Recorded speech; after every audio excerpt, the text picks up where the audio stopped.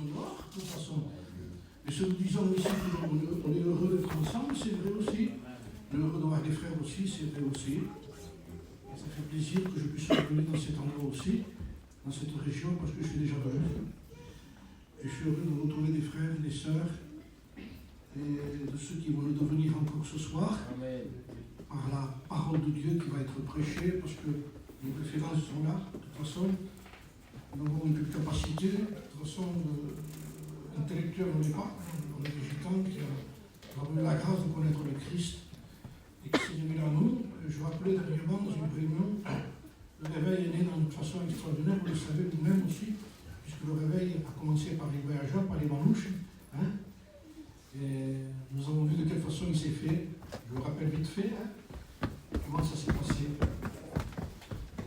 Dieu a voulu qu'un prospectus soit donné à une femme il y a 70 ans, une manouche, hein, vous le savez, un prospectus, une femme qui ne savait pas lire.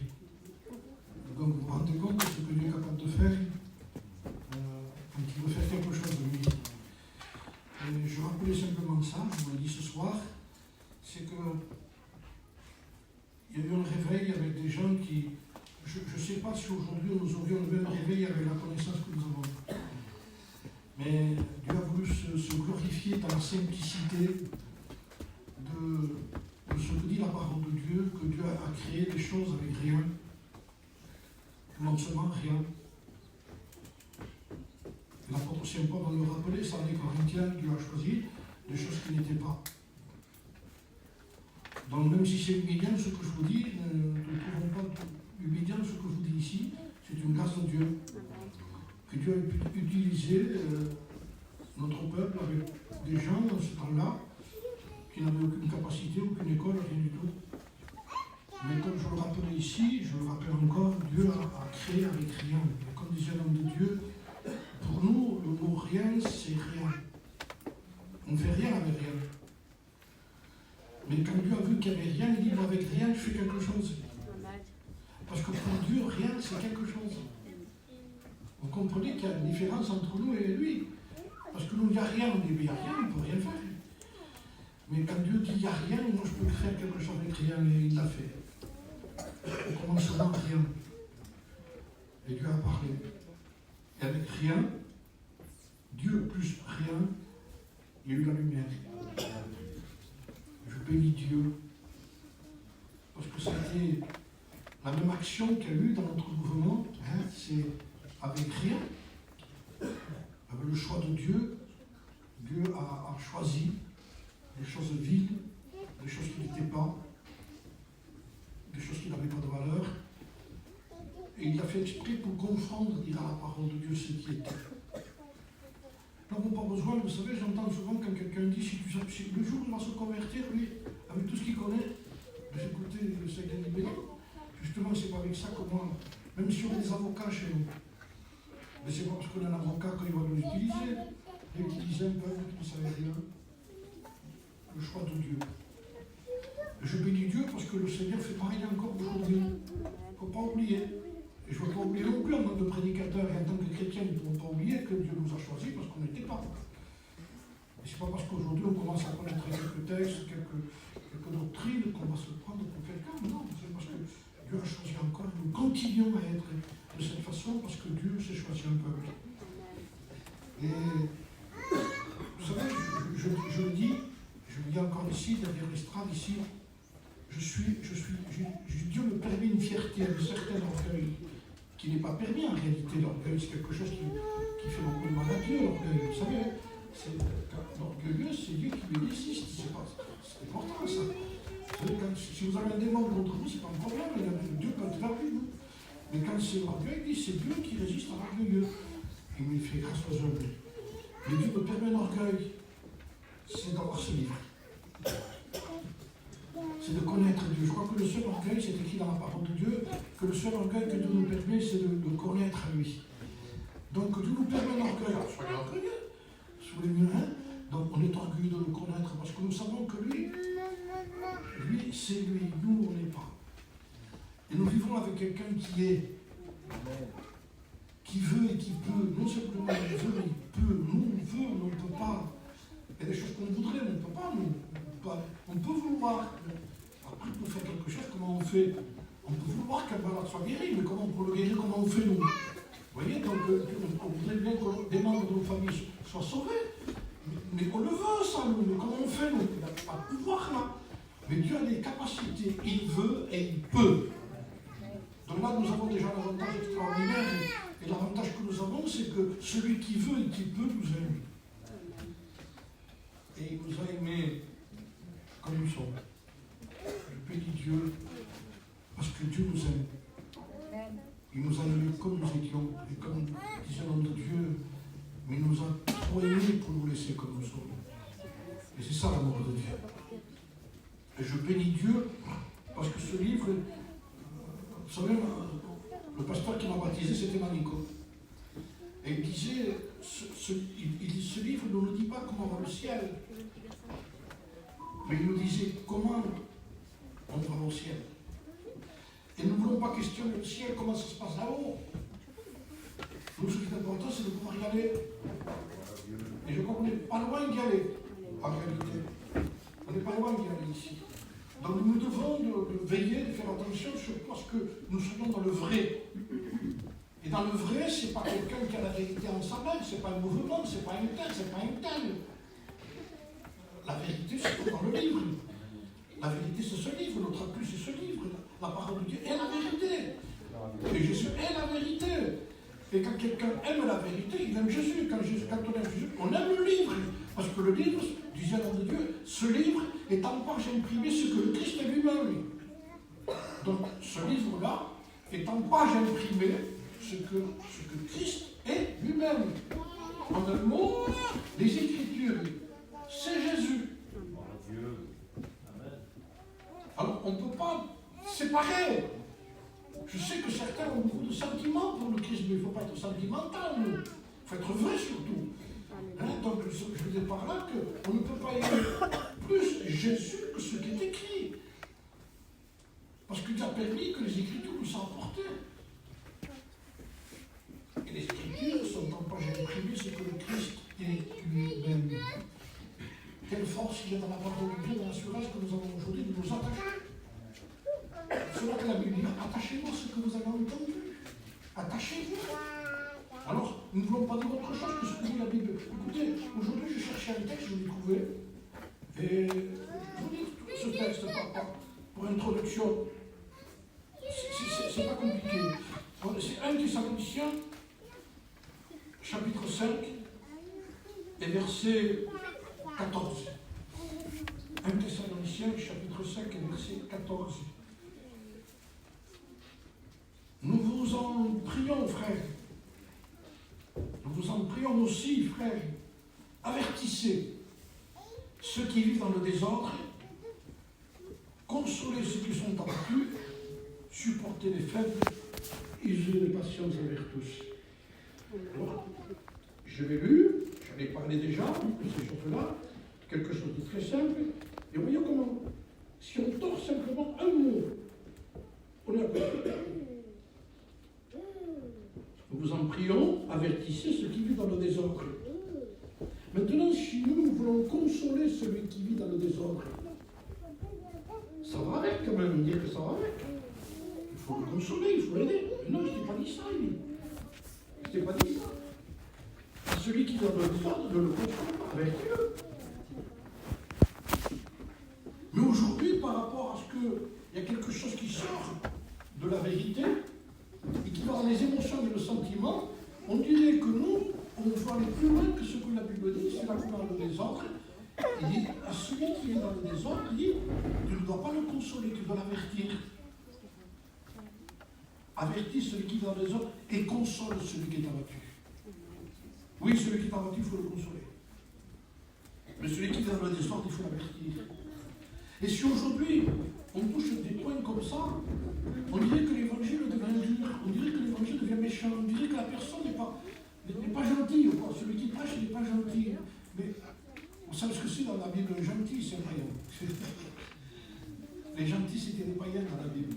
Pas dans le gentillesse, c'est le nom qu'on leur a donné. Donc je veux dire, par là, il ne faut pas confondre ce que la Bible dit et ce que nous ressentons. Après, il y a eu le mélange qui s'est mélangé entre des sentiments et tout ce que vous voulez. Seule la Bible a la vérité. Seule la parole de Dieu, je disais dernièrement dans une réunion, je l'ai dit dans plusieurs réunions, ça parce que je l'ai écouté de quelqu'un, je l'ai lu de quelqu'un. Il disait que ce livre ne fait pas simplement la différence entre ce qui est vrai et ce qui est faux. Parce que ça c'est flagrant ça. Entre ce qui est vrai et ce qui est faux.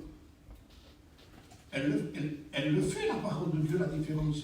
Mais la parole de Dieu va plus loin parce qu'il sait que nous vivons un danger aujourd'hui. Elle fait la différence non pas simplement entre ce qui est vrai et ce qui est faux, mais entre ce qui est vrai et presque vrai. Et aujourd'hui, le presque vrai devient intouchable. Parce que c'est celui qui est au milieu. Mais le presque vrai, c'est pas vrai. Oui ou non? C'est ça qu'il faut qu'on se rende compte. Hein? Le vrai et le presque vrai. Ah, mais avant, c'était plus clair. J'en parlais avec des frères, c'était pas un problème avant. On savait quand quelqu'un n'était pas vrai, celui qui était vrai. On savait celui qui était païen, celui qui était chrétien. Mais c'était simple, c'était pas un problème. C'était pas un problème, ça. Et même rétrograde, il savait qu'il était rétrograde, lui, il savait, lui. Si vous disiez un rétrograde qui avait lâché la main de Dieu, si vous voulez aller au culte le matin, non, je ne sais pas. Parce qu'il savait qui il était. Il était considéré par la parole de Dieu, non pas pour le juger ni le rejeter. Je ne dis pas ça, moi. Mais pour son bien, il savait où il en était. Mais quand on ne sait pas où on en est, je l'ai dit un jour dans une prédication aussi, aujourd'hui vous avez des rétrogrades déclarés, vous avez des rétrogrades noirs. Donc ça veut dire que vous avez celui qui est déclaré en tant que rétrograde, il dit non, moi je suis rétrograde. Et après vous avez ceux qui sont dans le local. Ils ne sont pas déclarés. Mais qui peut faire ça? Non, pas du tout. Seule la Bible fait la différence entre ce qui est vrai et là intervient le presque vrai. Et nous vivons dans le temps aujourd'hui, le plus dangereux qu'il puisse y avoir dans les temps que nous vivons, c'est du presque vrai. Alors, nous on prie, je prie le Seigneur, et quand on fait une réunion, on dit Seigneur, sauve ceux qui sont perdus, Seigneur. Mais par la parole de Dieu, soyons aussi vrais que le Seigneur que nous le soyons. Seigneur, qu'est-ce qu'elle sauve alors, si nous n'avions pas de références dans la Bible, comment on ferait pour parler? Consoler ceux qui sont abattus. Avertissez ceux qui vivent dans les autres. Et aujourd'hui, par amour, un amour qui est bien biblique, quoi. C'est pas l'amour de Dieu, c'est l'amour de Dieu. L'amour de Dieu, c'est la parole de Dieu. L'amour de Dieu, dira la Bible, c'est la Bible qui partage jointure au moelle, qui juge les sentiments, les émotions, qui vont au fond du cœur, qui vont partager jointure et moelle. Il n'y a que l'épée de la parole de Dieu qui peut aller jusqu'à là. Et seule la Bible fait la distinction, il sépare, il dit ça c'est charnel, ça c'est spirituel, ça c'est moi, ça c'est pas moi. Par exemple, est-ce que Dieu a réellement dit, c'est pas moi? Et le système aujourd'hui, est-ce que Dieu a réellement dit? Et ce mot, est-ce que Dieu a réellement dit? On veut tellement aller dans la profondeur parce qu'on ferait douter presque la Bible aujourd'hui. Mais ça ne veut pas dire ça. Moi j'aime bien ceux qui ont de la connaissance sur l'hébreu, sur le grec. Mais ça arrive à des niveaux, on dirait, mais on a encore ça ma Bible, presque quoi? Mais ça ne veut pas dire ça. Alors comment on va alors? Est-ce qu'il faut changer de Bible? Il faut chercher une autre Bible? Est-ce qu'il n'y a pas 70 ans que Dieu nous a sauvés avec cette Bible-là? Même si nous n'avons pas la connaissance profonde du texte, vous croyez que Dieu n'a pas vu? Nous étions presque dans la ignorance, mais qu'on voulait ça. Dieu nous l'a donné quand même. C'est là où le Seigneur intervient avec la parole de Dieu, l'épée. Je rappelais cet exemple que Salomon, même dans sa sagesse, a dû user de l'épée. Lui-même n'a pas pu juger un cas qui était difficile de femmes qui avaient des enfants chez eux. Une dormait à côté, l'autre dormait à côté avec un bébé chacune. Et elle, en dormant, a étouffé son bébé, il l'a tué. Et le soir, il a enchaîné. Le lendemain matin, on s'est aperçu qu'il lui a pris son fils. Ils lui ont pris mon fils, non, c'est bien dit. Alors c'était tellement de discussion, mais c'était que il n'y avait personne, aucun témoin. C'était trop important. Il y avait un jeu, un bébé, un qui était mort, un qui était vivant. C'était tellement important que Salomon a fait passer devant lui ça. Il n'avait pas à s'occuper de petits détails comme ça, l'homme. Donc il avait reçu la sagesse, les gens venaient tout au part pour l'écouter parler de tout. Mais ce cas-là est passé devant lui. Et même devant lui, quand c'était le moment, il a expliqué moi, il dit qu'est-ce qu'il y a ici? Alors on dit c'est mon fils, non, c'est le mien. C'est elle qui l'a étouffé, il m'a échangé. Non, comment on fait? Et lui, écoute que ça. Mais sa sagesse va être limitée dans ce qui se passe ici. À un moment donné, il dit donnez-moi l'épée. Il prend l'épée. Et à partir du moment où il prend l'épée, c'est la Bible l'épée. Parle de Dieu qui l'épée, qui partage jointure et main. Et dans les moments les plus difficiles de notre vie, tant que nous n'usurons pas de la Bible, nous sommes dans l'erreur. Parce que c'est là que peut venir l'erreur. Parce qu'on pense nous, parce qu'on croit nous. C'est rien ça, tant que dit l'épée. Et comment il fait pour savoir la vérité? Il donne moi l'épée. Et quand il prend l'épée, il dit écoutez, c'est pas un problème, on va le couper par le milieu, on donne moitié chacun. Il a pris maman, il dit non, donne-lui. Qui a permis que ça m'a pété la mère, il dit tiens, la mère, donne-lui à elle. Mais qui a permis ça? C'est ce qu'il a usé dans sa sagesse. C'est pas sa sagesse. Est-ce que vous comprenez? Donc ça veut dire finalement pas la sagesse de Salomon. On peut user de l'épée quand même. Parce que s'il faudrait user de la sagesse de Salomon pour faire quelque chose, moi je ne pourrais pas le faire ici. Mais la bonté de Dieu, c'est que la grâce de Dieu parmi le peuple gitan que nous sommes nous, Dieu nous a donné à user de l'épée. Il dit donnez-moi l'épée. Et bien la parole de Dieu, chacun de nous peut s'en sortir. Et chacun de nous peut lire la Bible. Je vous le dis ici. Vous ne pourrez pas vous en sortir si vous ne lisez pas la parole de Dieu. On ne peut pas toujours ici donner du pain à quelqu'un. Ici, on vous sert. Quand on prêche, on dit que c'est un restaurant. Moi, je vois ça comme ça. Hein. Vous êtes assis et on vous prépare des choses, nous, c'est nous qu'on vous les donne. Mais après, on ne peut pas toujours manger dans un restaurant, quand même. Il faut bien manger chez nous. Et vous avez remarqué que parfois, on mange mieux chez nous que dans un restaurant. Avec ce qu'il y a dans le frigidaire, quoi. Vous avez faim, vous ouvrez, il y a quelque chose, vous sortez, vous mangez tout seul. Et quand on mange tout seul, on dit, je me suis régalé de manger tout seul comme ça. C'était presque mieux que le restaurant, on dira presque. Pourquoi? Parce que vous avez mangé tout ce que vous avez cherché vous-même. Et qu'est-ce que je veux dire par là? Que non simplement dans une église, on vous sert, fait venir un tel pour prêcher. Bon, ils vont vous préparer à manger, comme moi je le fais ici, et comme les prédicateurs le font. Mais après, il faut manger chez vous. Mangez chez vous. Ouvrez la Bible. Ouvrez ce livre. Je ne comprends pas tout, moi non plus. Je nage. Encore aujourd'hui, je nage. Mais elle a un pouvoir, la Bible. Et monsieur, je ne la comprends pas. C'est la parole qui nous lave.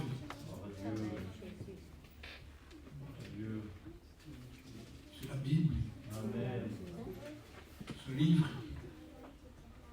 qui dit ce qu'est la vérité. Vous entendrez la vérité.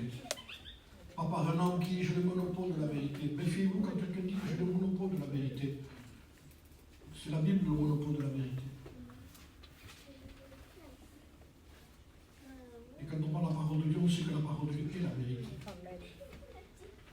Parce que la vérité, c'est Jésus. Et j'ai aimé cette parole de Dieu parce que j'ai vu aujourd'hui le christianisme qu'il y a, j'ai vu la façon dont les gens qui viennent en réunion, avec le temps, maintenant, ça fait 50 ans que je suis baptisé. Avec le temps, j'ai vu, on a presque une nostalgie quand on parle avec certains qui ont un certain âge. On ne peut pas être nostalgique dans la Bible non plus. On ne peut pas vivre dans la nostalgie d'aujourd'hui en disant, tu te rends compte avant comment ça se passait, oui, mais Jésus-Christ est le même hier, aujourd'hui, éternellement, il n'a pas changé, lui. Je veux dire que ce qu'il a fait hier, il peut le faire aujourd'hui. Il faut dire aussi que ce qu'il n'a pas fait hier, il ne pourra pas le faire aujourd'hui non plus. Parce qu'on peut appuyer la parole de Dieu en disant ce que tu as fait hier, tu peux le faire aujourd'hui, oui, bien sûr. Mais n'oublie pas que ce que je n'ai pas pu faire hier, ne le faites pas aujourd'hui parce que je ne l'ai pas fait. Et ça ne se fait pas une parole qui est écrite, qu'il est le même hier, aujourd'hui, éternellement, qui ne change pas. Il n'a pas sauvé tout le monde. Il n'a pas béni tout le monde. Il a béni que ceux qui voulaient être bénis. Il a sauvé que ceux qui sont rentrés dans les conditions de la parole de Dieu. Alors, j'ai été chercher dans la Bible comme ça quelques exemples. J'en ai une feuille ici, que j'avais quelques exemples comme ça. Et j'ai mis comme ça les exemples d'hier et les exemples d'aujourd'hui. C'est-à-dire les témoignages d'hier.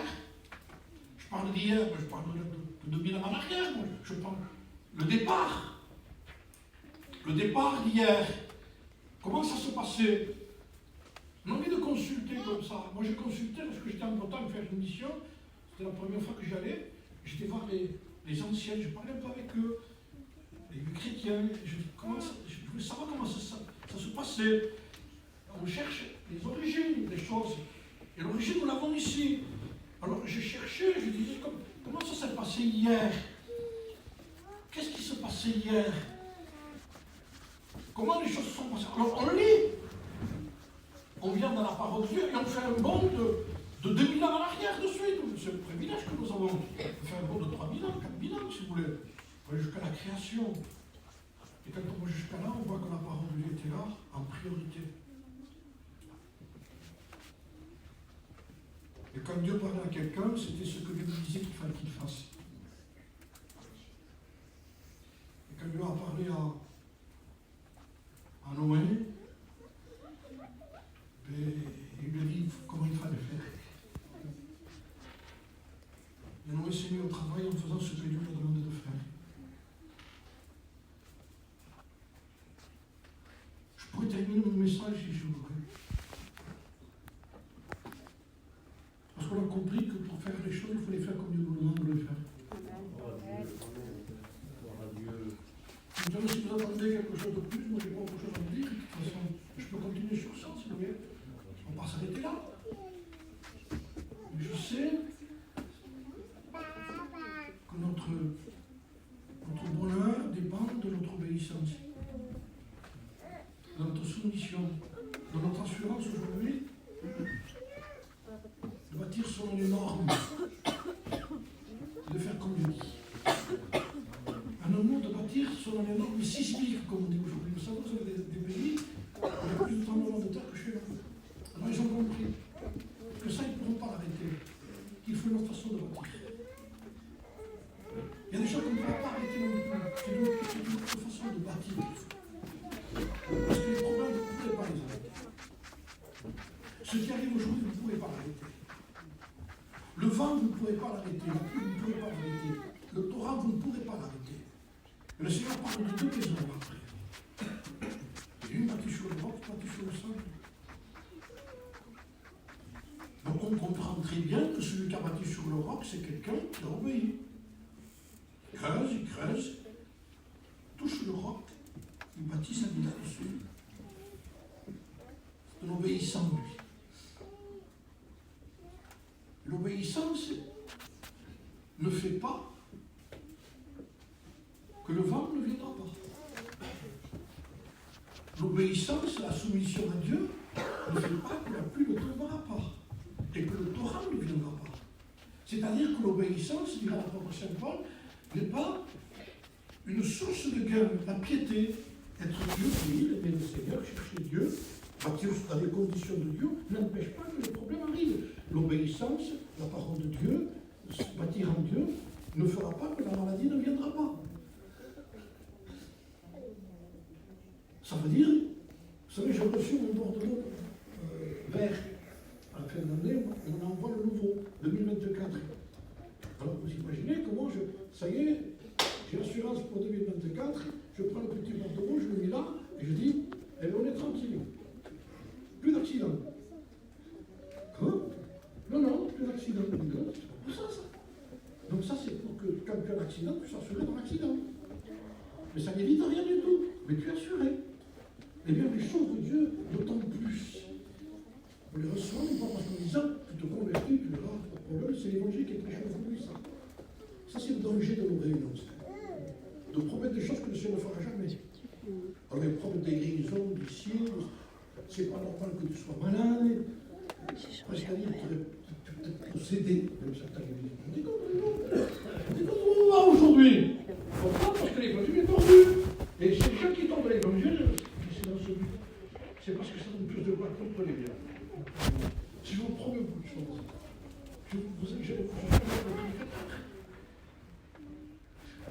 levez votre main, c'est vous bénir, vous regardez, tout ça, ça marche comme ça, vous n'avez pas de problème, vous allez recevoir. Il dit, mais je n'ai pas dit ça, il dit. Je n'ai pas dit qu'il faut que tu te convertisses pour que tu aies pas, mais pour que tu aies. Dans le problème, tu sois dans l'assurance que je suis avec toi. Amen. Donc, ça veut dire que la parole de Dieu, elle ne trompe pas. Ça mène du succès à ces hommes-là. Mais c'est un succès éphémère. Il y a un pasteur qui disait ce sont des étoiles filantes qui filent. Elles filent déjà. Ça ne tient pas. Tout ce qui tient, ce sont des gens qui sont conscients que la vie chrétienne, c'est une vie véritable. Amen. C'est une vie lutte d'or, crainte dedans. On se convertit parce qu'on sait que c'est vrai, que Dieu est vrai, que Christ est bon, que le Christ est mort pour nos péchés. On se convertit, c'est-à-dire on se tourne vers Dieu parce que le Seigneur nous a dit, voilà, dans ce chemin où tu es, dans un chemin de perdition. Et dans ce chemin, tu es dans un chemin de péché, de désobéissance. Et il n'y a pas un juste pensée. Il faut que tu te repentes d'abord. C'est la condition de l'évangile. Alors, j'ai consulté la Bible, je demandais, alors comment ça se passait avant? Qu'est-ce que vous avez prêché hier? Qu'est-ce que vous avez prêché? Et pour demander, alors, il faut faire venir les anciens ici. Et les anciens, nous les avons ici, nous ici. Là, nous avons tous ceux qui ont prêché. Les prophètes qui ont prêché. Les hommes de Dieu qui ont prêché. Et nous avons jusqu'à la Pentecôte qui a été prêché. Et on consulte Pierre, qu'est-ce que tu as prêché, toi? Qu'est-ce que tu as prêché? Dis-nous ce que tu as prêché pour que nous puissions le prêcher. Puisque c'est vous qui avez eu le résultat qu'il fallait. Et quand je consulte Paul ou Pierre ou les hommes de Dieu, Paul me dit, j'ai prêché la repentance. Avec des heures dignes de repentance. Nous avons prêché la repentance et nous avons oublié qu'il y a des œuvres derrière la repentance aussi. Quand quelqu'un se repent, il marque ça. Il marque. On a à tel point, un exemple, il fait comme ça qu'un jour, vous connaissez l'histoire de Zachée, montant dans l'arbre, pour voir qui Jésus. Et vous savez que je l'ai passé, justement, il a fait un mot, et il est assis à toi de descendre. Il faut qu'aujourd'hui je te garde pas des hommes. On m'a dit, je passe chez toi, que je demeure chez toi, que je reste chez toi. Et Zachée s'est hâté de descendre. Il a conduit chez lui. Quand il arrive devant lui, devant la maison, il arrive Jésus, les gens accusent Zachée. C'est pas quelqu'un d'honnête. C'est un publicain. Un juif qui travaillait avec les Romains. Alors tu vas chez lui. Et là, j'ai ôté ça. Jésus ne dit rien, lui. Il attend que Zachée le dise, lui. C'est-à-dire, repentance, si c'est pas Jésus le fait, c'est à vous. Et là, Jésus attend. T'accuses de ça. C'est vrai ou c'est pas vrai? On dit que t'es un voleur. Que t'as fait des choses qu'il ne fallait pas, là. C'est vrai ou pas? Alors, écoutez bien, c'est les gens qui le disent. Jésus ne dit rien, lui. C'est comme ça. Et Zachée, là, comme lui, Zachée, il veut que Jésus reste chez lui. Il est obligé de dire, si j'ai fait du tort à quelqu'un, repentance avec des envies de repentance, je répare. Il y a dans la repentance la réparation. Et à partir de là, à partir du moment où il dit maintenant, dans ma repentance, je répare. C'est la vraie repentance. C'est celle qui est écrite ici. Alors je consulte hier, parce que ça a été les meilleurs prédicateurs qui aient jamais existé, qui nous ont laissé les traces pour qu'on les suive. Je consulte hier comment les gens se sont convertis à Dieu, en abandonnant les idoles, dira la part d'eux, en faisant des actes qu'ils ont prouvés. Avant c'était le sac et la cendre. C'est une forme de s'humilier devant Dieu.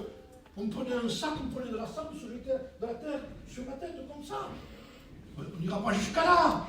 Mais c'est une sorte d'humiliation qu'il y avait. Et on disait, qui sait si Dieu ne se repentira pas? Et Dieu vit qu'il se repentait. Le texte dit, Dieu voit. Pas qu'avec ça. Mais ce qu'on le fait partout, je l'ai fait, ça, quelqu'un qui met sa main. Et ça va beaucoup plus loin, le sens de la main. Le sens de la main, ça va beaucoup plus loin. Alors je me suis donné l'exemple moi-même en tant que gitan, je donne une version gitane, catalane. Il y a des catalans là. Imaginez quelqu'un qui est dans l'eau. Il y a quelques amis qui sont au bord comme ça. Il fait ça avec sa main. Les gens chutent à l'eau. Ils vont vers lui. Ils disent, t'as un problème? Il dit, non, je veux saluer. Il est dans l'eau, il salue, les gens se jettent dans l'eau pour rien du tout. Maintenant, différemment. Quelqu'un est dans l'eau, il y a des copains qui sont au bord, mais lui se noie. C'est la même main qui se lève. Mais différent, vous savez pourquoi? Parce qu'il ne sait pas nager. Parce qu'il se noie. Parce qu'il va sous l'eau. Et il sait que sous l'eau, c'est fini là. Et il sait que son dernier espoir, c'est sa main. Pour démontrer qu'il y a quelqu'un qui meurt. Vous voyez la différence de la main levée? J'y crois la main levée. Mais celle-là, pas ça. Bonjour. Celle-là, j'y crois. Parce qu'au moment où cet homme est en train de sortir sa main, c'est parce que sa tête ne peut pas sortir. Et son dernier recours, c'est la main qui est plus haute que sa tête. Et quand les gens voient la main, ils plongent. Écoutez bien, lui, il est sous le beurre. À un moment donné, celui qui a sa main levée comme ça, il sent quelqu'un qui prend sa main comme ça. Et lui, sous l'eau, il dit sauvé. C'est ça. Alors j'y crois à la main, moi. Mais celle-là, pas celle du succès de quelqu'un qui dit 1, 2, 3. Compte pas, j'en prie. Ça va, t'as vu l'appel que j'ai? J'y crois pas, excusez-moi, j'y crois pas, moi, ça. J'y crois pas de la façon que c'est fait. C'est trop important. C'est pas quelque chose qui nous appartient à nous, ça. C'est quelque chose qui appartient à lui. On se repent parce que c'est lui qui nous appelle à la repentance. Parce que la repentance est un don de Dieu. Dieu a donné la repentance à Israël et aux païens. C'est une grâce de Dieu, la repentance. C'est le seul moyen que nous pouvons nous approcher de Dieu parce que nous ne pourrons pas payer. Donc quand on comprend cette façon de prêcher, j'ai prêché la repentance, dit la Pierre. Oui, j'ai prêché la repentance. Je n'ai pas dit que c'était des victimes, les gens, mais que c'était des coupables. Et quand on écoute ça, on dit, mais c'est vrai. Parce que je l'entends aujourd'hui avec le temps aujourd'hui. Si je veux le succès, j'ai qu'à dire qu'on est des victimes. Je vous comprends. Mais là, c'est de la psychiatrie, de la psychologue. Mais si on dit aux gens, vous êtes coupables, c'est pas pareil, là. Oh. Vous voyez comment il va le prendre? Mais c'est le seul moyen de pouvoir nous en sortir. C'est que nous ne sommes pas des victimes, mais que nous sommes des coupables. Coupables. De toute façon, si nous pouvons avoir part à la prière de Jésus-Christ d'Ésaïe 53, il a intercédé pour les coupables, pas pour les victimes, mais pour les coupables. Donc ça veut dire tout simplement, si tu vas avoir part à l'intercession de Christ, reconnais que tu es coupable. Parce que si on reconnaît qu'on est coupable, alors il dit maintenant j'ai prié pour toi, tu le sais ça? Parce que tu as reconnu que tu étais un coupable. En reconnaissant que tu es un coupable, je t'appelle à la repentance. Et qu'est-ce que c'est la repentance? De dire ce connaît. Seigneur, je suis un pécheur. Je ne peux pas m'améliorer. Ça n'existe pas l'évangile de l'amélioration. J'ai lu la Bible, pas comme un docteur en théologie, comme un gitan, prédicateur, chrétien, qui lit sa Bible. Et j'ai vu que ça n'existe pas de l'amélioration. Ça n'existe pas. Aujourd'hui, les gens qui viennent à la réunion, vous les faire améliorer. Essayez de me mentir, essayez de m'enrouler, essayez de me fumer. Essaye. Alors l'autre il essaye. L'autre il fait une dépression parce qu'il n'y arrive pas.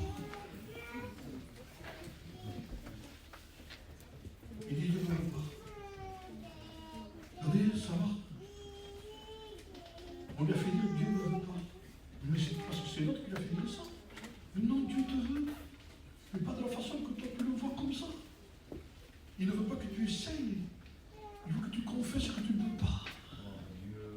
Dieu. Amen. Amen.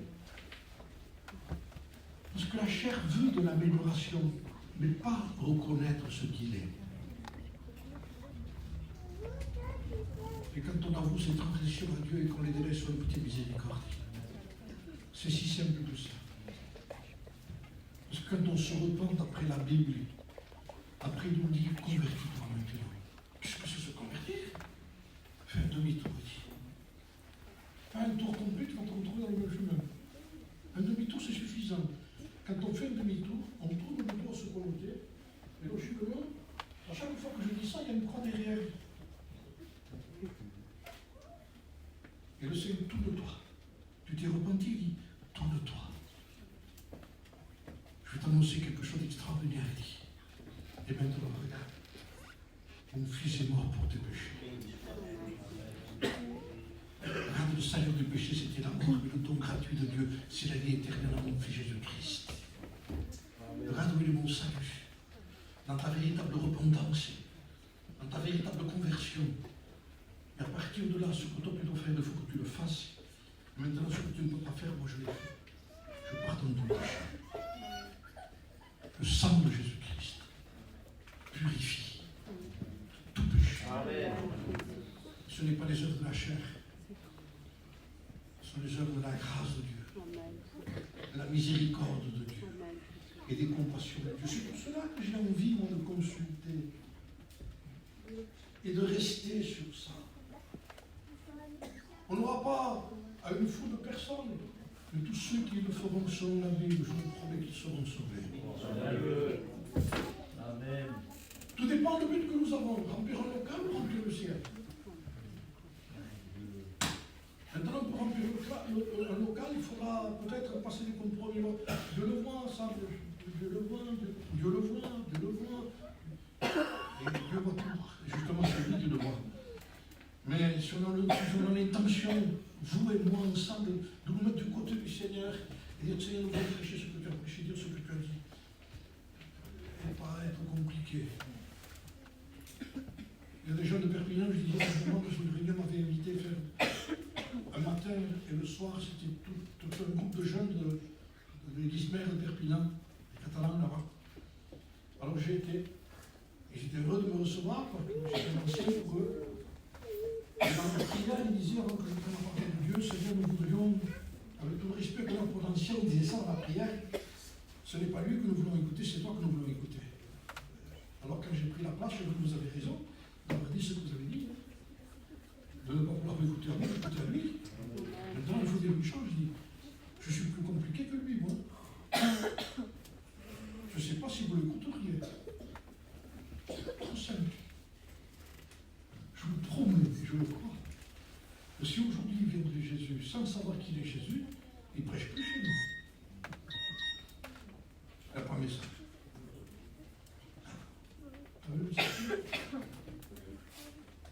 On le sait parce que c'est lui, voilà pourquoi on apprécie.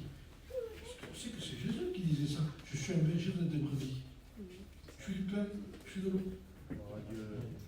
Je suis un marteau. Ah, il a le prêche ça, lui. Jamais plus fait de mission chez lui. Alors c'est pour ça que j'ai dit, aujourd'hui, il faut détacher. Il faut se détacher de la complication à l'égard de l'évangile, frère.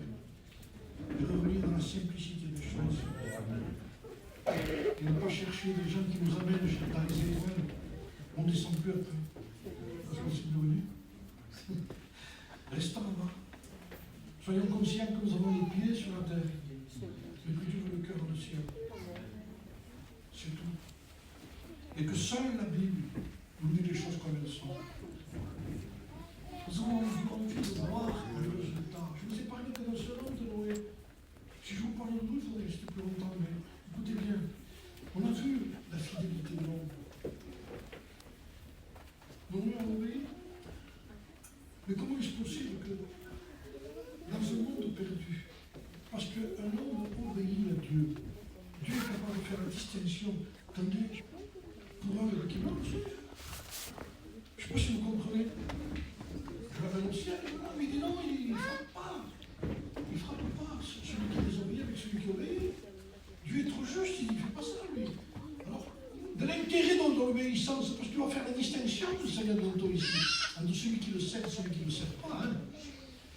Je crois que tout le monde va au ciel comme des ballonnets de ballons de foire. Vous savez qu'ils montent comme ça? On ne part pas comme ça, il dit. Il y a une vie qui est ici, qui prouve notre cœur est d'amour. Notre cœur aspire amour. Il aspire tellement qu'on va transpirer. Mais c'est ça. Notre corps est ici, mais pas bien, pas chez nous ici. Le chrétien qui se convertit, il n'est pas chez lui ici. Comment pouvons-nous, un homme de Dieu disait, comment pouvons-nous nous sentir bien sur une terre où on a tué le Sauveur?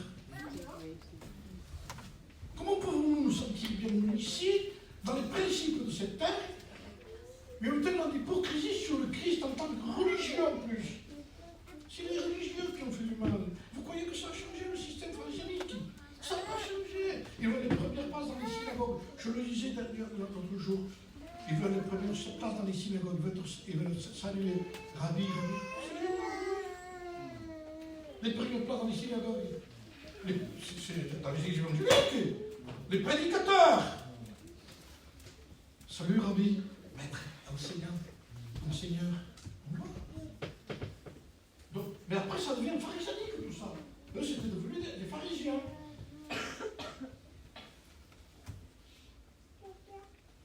Et c'est eux qui ont fait du mal à Jésus. Terrible quand même.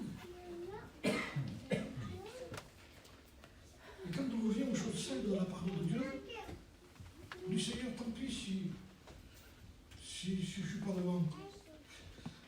Je disais des choses simples qui m'ont fait du bien, je vous promets que ça m'a fait du bien. Amen. Quand Jésus dit, par exemple, quel est le plus grand, celui qui est à table ou celui qui sert? Vous écoutez une prédication comme ça? Alors, vous comprenez bien que le plus grand, c'est celui qui est à table. Quand il est à table, il veut quelqu'un qui sert moi, il le sert. Et quand il s'en va, attendez, amenez-moi des glaçons, s'il vous plaît. Et quand il revient, j'ai oublié, amenez-moi de l'eau aussi. Il fait que ça, lui. C'est le plus grand, lui. Celui qui envoie quelqu'un qui fait ça. Et il voyait moi, il dit, je suis venu comme celui qui sert. Ah, je sais que j'ai rien compris alors. J'ai rien compris alors.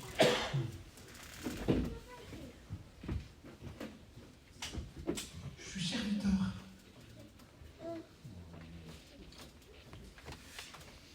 Pourquoi vous servez? Est-ce que vous comprenez ce que je veux dire? Je me revois dans la simplicité. Je parle avec des chrétiens, donc je ne voudrais pas que vous tordiez le sens que je dis après. Je suis dans la simplicité. Parce que on essaie aussi de casser le système chez nous aussi. Parce que c'est la simplicité qui va marteler. Elle me touche à moi aussi. Je dis, Seigneur, mais c'est ce que tu me demandes de faire, tout simplement. Tu ne me donnes pas de poudre là-bas, la stabilité. Je ne suis pas capable de servir quelqu'un qui est à côté, pour le plus grand. Envoie-moi où? Va ici. Va à côté. On n'arrête pas. C'est ce que tu dois faire. Seigneur, je vois les Chinois en Chine, tu as les Chinois en France, on va les changer. Seigneur, il y a des Marocains qui sont au Maroc. Tu as des Marocains par là aussi, ça doit aller aussi. Je ne sais pas si vous comprenez pourquoi vous avez des véritables missionnaires chez vous. Dans la mission, vous avez des hommes de Dieu qui sont missionnaires, c'est comme ça. Vous en avez aussi qui partent quelques jours en vacances dans un hôtel. Ils vont en couple. Comme tout.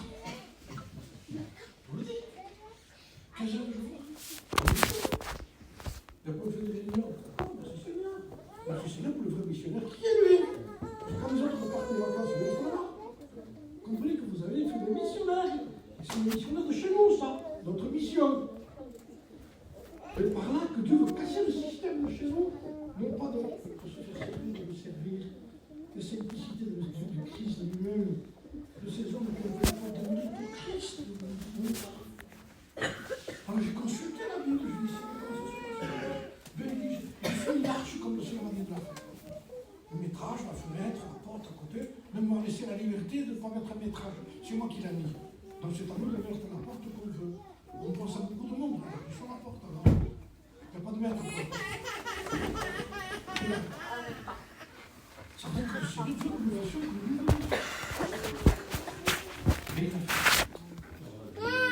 écoutez bien, vous regardez trop longtemps, mais c'est important.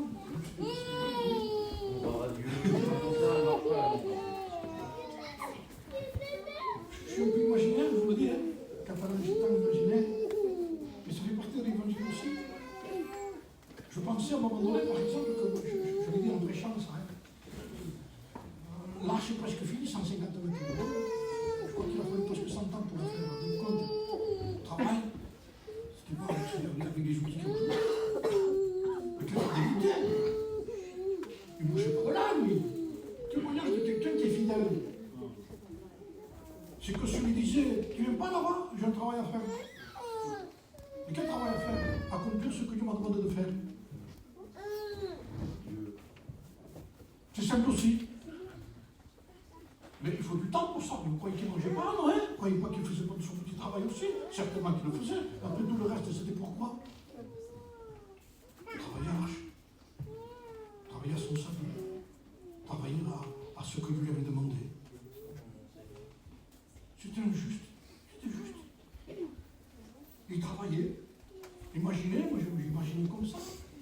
L'arche arrive à son terme, tout est fini. Il manque peut-être 50 cm. Du métrage pour l'arche, il manque 50 cm. Mais voilà, c'est pas écrit ce que je veux dire. C'est le gitan qui dit ça. 50 cm, il me dit.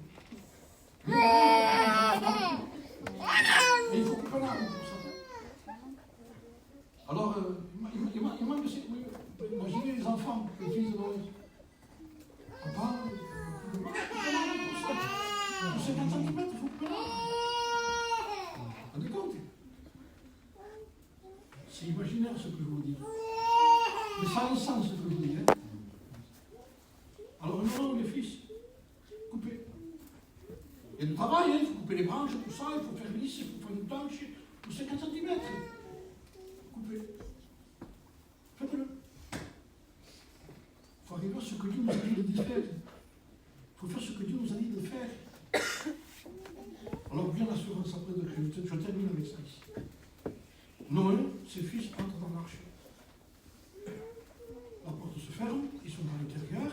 Ça, c'est les temps qu'on vit. La porte va se fermer. Quoique. Écoutez bien. Si Noé, imaginez, ils sont dans l'arche, la porte se ferme. Et la pluie commence à monter, l'eau commence à monter, c'est du bois, ça commence à craquer de partout. Vous avez vu le bruit du bois à l'intérieur qui commence à bouger. J'imagine le nom de ses fils, et une fille assis, se questionner les fils, peut-être en le regardant. Peut-être, je dis bien, c'est pas écrit non plus, mais je crois que ça fait partie du sens de ce que je vous dis ici. Comme si disaient ses fils, papa, ça va tenir. T'entends le bruit, ça tient ça. Mais Noé va dire tout simplement à ses fils, papa, je sais pas plus que vous. Nous l'avons fait comme Dieu nous l'a dit de le faire, ça tiendra. Vous voyez le sens pourquoi je vous le dis? Parce que ce qui va nous rassurer dans les temps de la fin, c'est que nous avons fait les choses comme Dieu l'a dit. On sépare quand on parle. Aujourd'hui, les gens sont perdus avec des prophéties. On croyait que c'était ça, c'est plus ça. On croyait que c'était comme ça, c'est plus ça. On avait dit que c'était comme ça le processus. Et on sent que ça bouge autre part. Ça éclate là-bas. On dirait qu'Israël se vend maintenant. On dirait que le Christ va apparaître pour les aider. Mais ça ne fait pas partie de la prophétie. Donc on ne sait plus, on ne sait plus. Vous savez, des hommes qui ont s'est équilibrés. On sait qu'il y a des bases dans la Bible, il n'y a pas de problème. Mais je veux dire qu'aujourd'hui, il y a une confusion. Mais quelle est la confusion? C'est la peur qu'on peut avoir nous-mêmes après. Mais l'assurance de notre tranquillité, de notre paix à nous, c'est que nous avons fait les choses comme Dieu nous a demandé de le faire. Amen. Et notre tranquillité de l'Église, notre repos, le repos de l'Église, c'est tout simplement de dire tout simplement le repos de quelqu'un qui va se convertir ce soir. c'est que tu te convertis selon la parole de Dieu. Et pas dans une émotion de quelqu'un qui pousse les émotions à un point où on essaie d'utiliser les pianos derrière, on essaie de faire des appels particuliers, on essaie de toucher au maximum le sentiment, les émotions des gens. On fait même semblant qu'on a des révélations, il y a quelqu'un ici qui a des problèmes dans son foyer. Tout le monde là. C'est pas une révélation, ça. Vous n'avez pas une révélation pour me le faire moi, j'en ai aussi. Donc, c'est pas une révélation. C'est pas une révélation, mais que par certaines maladies qu'on connaît, qu'on sait que la personne a mal. Il y a quelqu'un qui souffre du dos ici, on le voit là-dessus. Mais comment? Mais c'est insensé de vouloir essayer de toucher les émotions, les sentiments. Alors, je l'ai vu ça, je l'ai vu parce que je le combats encore aujourd'hui. Je le combats pourquoi? Parce que je veux garder la parole de Dieu. C'est tout. Pas pour me faire plus que l'autre. Mais aujourd'hui, ceux qui veulent garder la parole de Dieu, ils disent, mais pour qui se prend lui? Mais pour personne. La preuve que je suis personne, ce que je veux faire, ce que Dieu me dit. Mais quand on fait ce que Dieu nous dit, c'est parce qu'on est personne.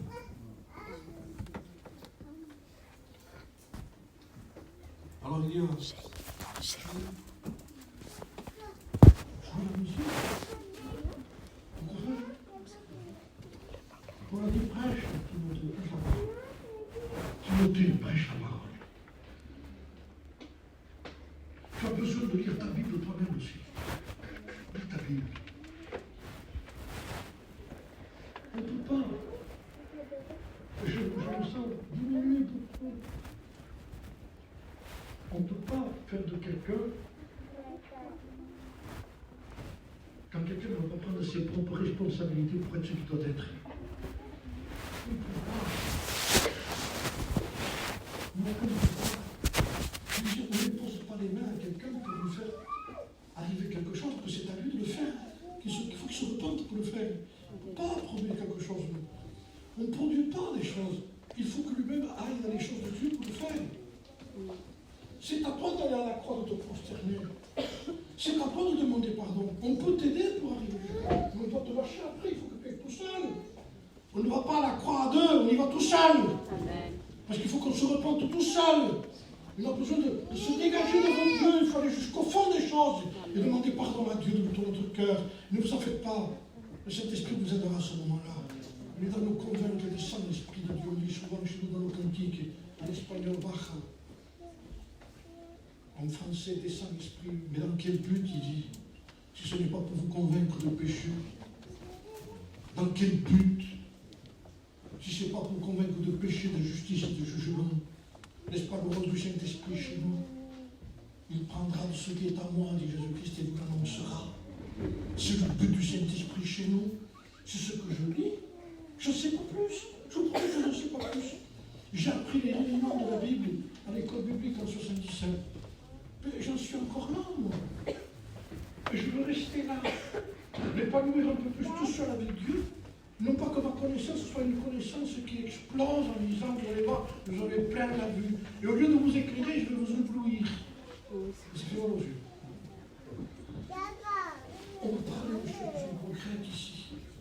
Ce que la Bible dit. Quel livre on a? Quelle parole on a?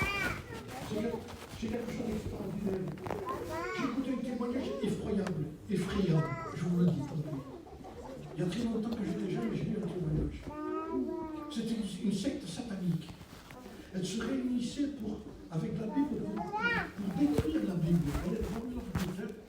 Donc, c'était chacun qui faisait ça.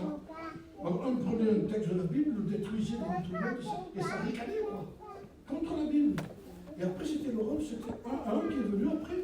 Il a pris un verset comme ça, au hasard, et il tombe sur le texte, si vous ne vous repentez pas, vous périrez. Donc, toute la secte était là pour faire du mal à l'œuvre de Dieu. Et lui qui l'a lisé pour ça. Il lit le texte, et il reste figé. Pas pouvoir ouvrir la bouche. Et il court en sortant sourd, il s'en va en courant. Il est resté 3 jours enfermé. Il s'est converti. Il s'est devenu un prédicateur. Ce que la parole de Dieu peut faire. Non, la main de l'Éternel l'Éternel n'est pas trop content de m'aider. Non, non, non, il dit, ne pensez pas que je ne peux pas y arriver là. Je peux y arriver, il dit. Et je peux vous écouter. Je saurai trop pour vous entendre, mais il faut réparer quelque chose dans votre vie. Pour que ce chose puisse exister. Je veux le faire. Mais il y a un problème ici. Ce qui a confessé, il faut le confesser. Il faut le délaisser. Pour que Dieu nous écoute. Et pour que ça agisse. On ne pourra pas y arriver. Il peut y arriver, lui. Et c'est ce que fait Dieu aujourd'hui, ce qu'il veut faire chez nous plus que jamais.